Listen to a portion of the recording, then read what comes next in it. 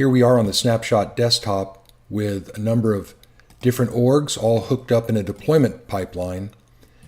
Now sometimes companies need to document what's inside of an org for compliance purposes or just to keep track of what's changed over time. So we have a report for that. If you right-click any item, you can bring up the data dictionary report.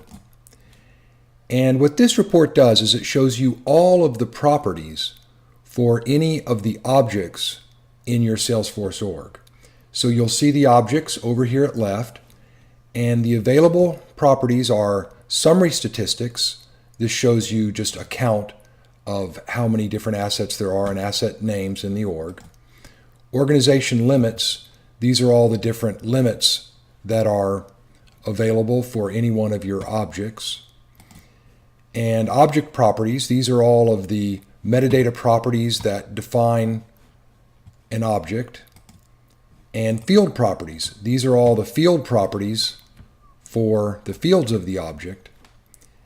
And object and field relationships. So this will show you everything that's related to the object or even related to an individual field.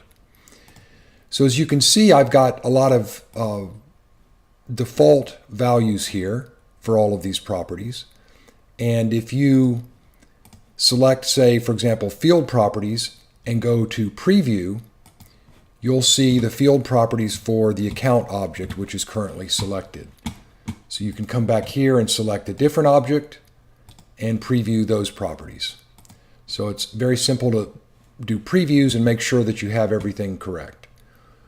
When you're ready to go, you can check as many of these boxes as you want, and all of those objects will show up in the Display Report tab. Let's take a quick look at that. So this is a comprehensive report with the 3 objects that I just selected, showing their object and field properties and the organization limits and everything else.